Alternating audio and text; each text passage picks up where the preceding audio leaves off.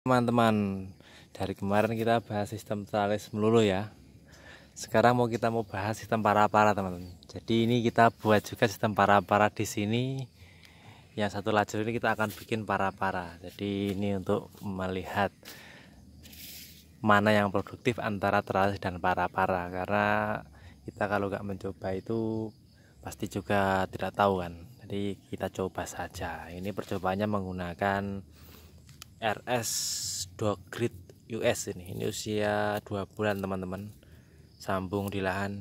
Jadi ini tak tanam dulu, kemudian setelah tumbuh kita sambung. Ini sambungannya ini dan untuk variannya adalah NSM, varian yang lagi booming saat ini. Untuk bagian bawah hancur, daunnya dimakan hama. Nah ini dia, kita lihat tingginya seberapa nih sampai sana. Jadi begini untuk sistem para-para itu. Sebenarnya itu hampir sama dengan sistem tralis. Cuma mode penataannya aja yang berbeda. Tapi intinya sama. Ya apa yang dilakukan teman-teman? Yang pertama adalah setelah tanam ya. Ini kan setelah tanam biarkan tumbuh ke atas dulu. Ke atas, dan jika ada tunas yang tumbuh cukup kita potes, sisakan 2-3 daun ini seperti ini. Ini kita potes, sisakan 2 daun, 3 daun, ini 1 daun, pokoknya disisakan ya. Fungsinya untuk apa? Supaya batangnya ini tidak gepeng teman-teman. Kalau kita ini buangin semua pasti yang sini ini gepeng, yang sini.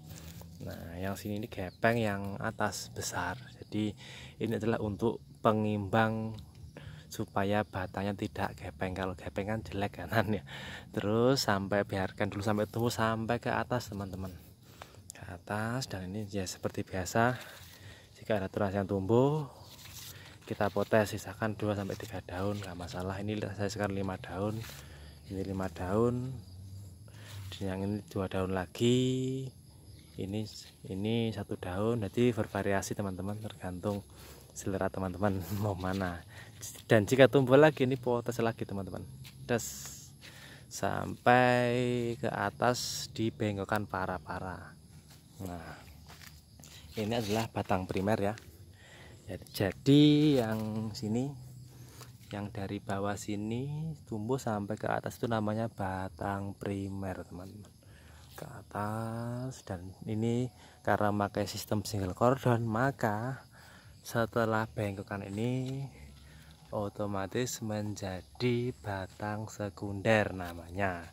Dan ini sekunder kita bengkokkan terus, dan di sekunder ini cabang kita pelihara, tidak dipotes. Jadi dipelihara terus, cabang-cabangnya ini dipelihara teman-teman, dipelihara ya, cabangnya dipelihara sampai 1,5 meter atau 2 meter tergantung rambatan teman-teman. Kalau lahannya sempit bisa menggunakan 1,5, kalau lahannya lebar bisa menggunakan 2 meter.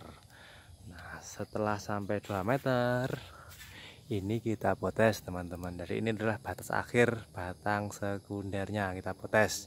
Nah di bawahnya ini adalah pohon lagi nih nanti. Ini pohon lagi nanti, jadi menyusul. Jadi arahnya itu ke sana semua nanti. Nah setelah dipotes maka cabang tersier akan tumbuh teman-teman. Tumbuhnya itu ini ya, ini ya, akan tumbuh. Ini pelihara, ini sampai 1,5 meter ke sininya. Jadi ini 1,5 meter kanan, 1,5 meter. Jadi 1,5 meter kiri, 1,5 meter kanan.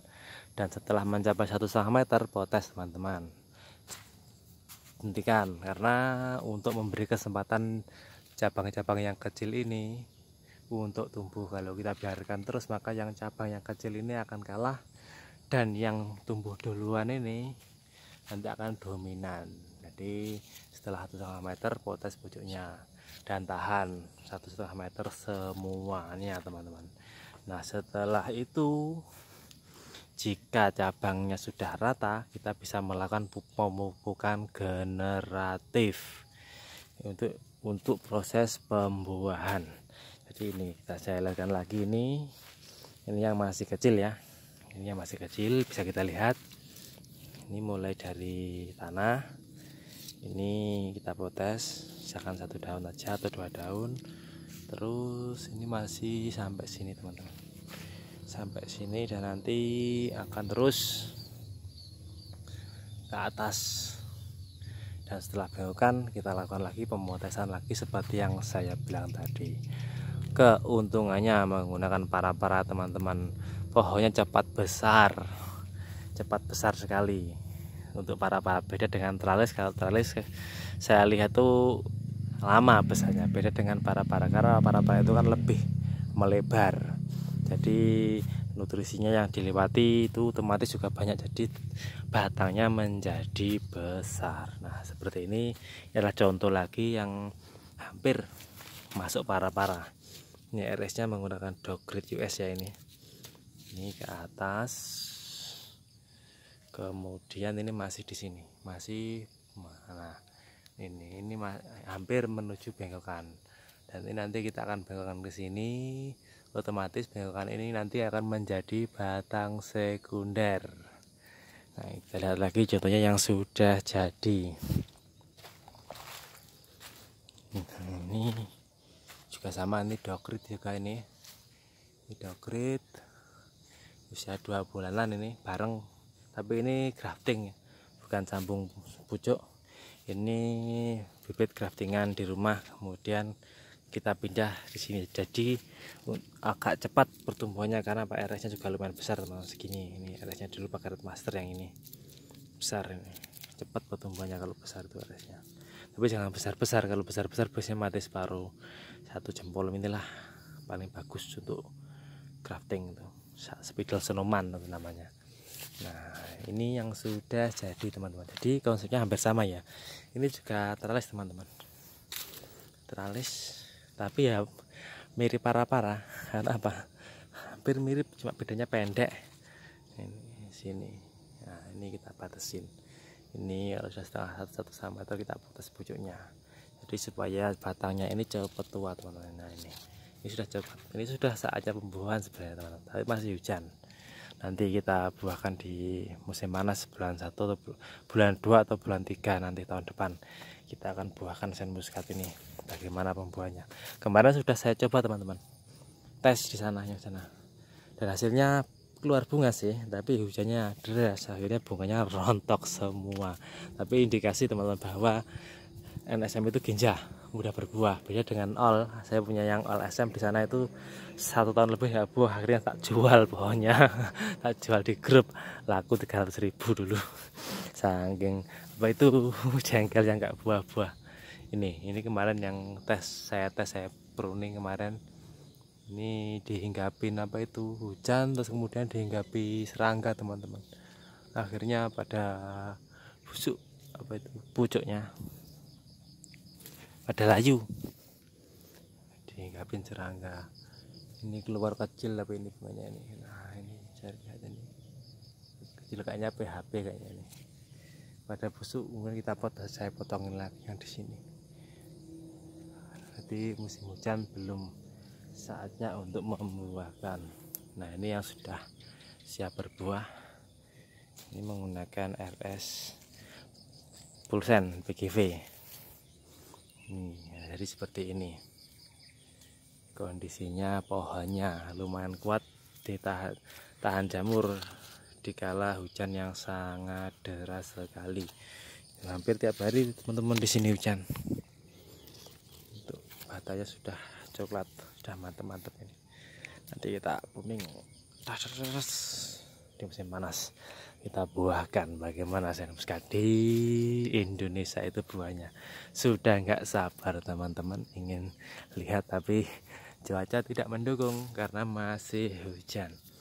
Ini ya susulan yang baru nanam ini, seperti ini contohnya yang para-para, tapi ini semi para-para juga karena hampir mirip. Jadi antara talas dan para-para itu hampir mirip. Yuk jalan lagi. Ini yang baru tanam, ini lumayan bagus juga pertumbuhannya, kuat pohonnya, tulahnya aktif semua di musim hujan teman-teman. Tulas muda pada aktif ini. Ini yang patah dulu, patah dimakan serangga, ini sudah tumbuh lagi nih. Tumbuh lagi. Lanjut ke sini. Ini masih baru tanam.